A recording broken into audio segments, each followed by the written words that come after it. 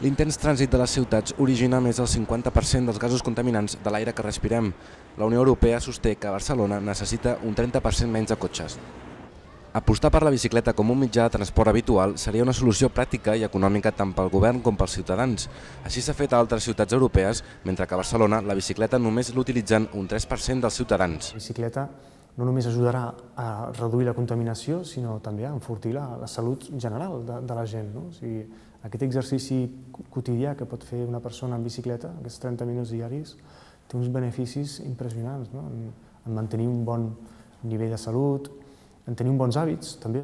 Des del Bicicleta Club de Catalunya destaquen que, a banda dels carrils bici, els ciclistes també disposen de les anomenades zones 30, que darrerament s'han extès per tota la ciutat.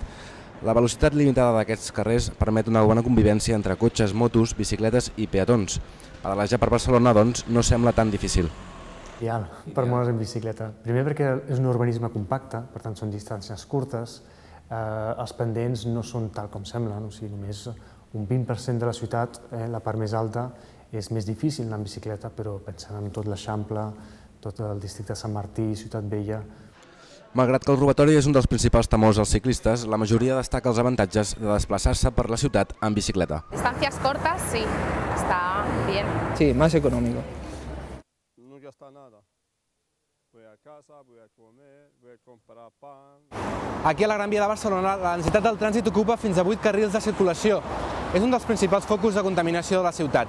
Substituir alguns d'aquests cotxes per un mitjà de transport com la bicicleta seria, sens dubte, una solució pràctica i assequible per tothom per començar a millorar la qualitat de l'aire i, per tant, la salut dels ciutadans. Ivan Grimal, Televisió Pompeu Fabra.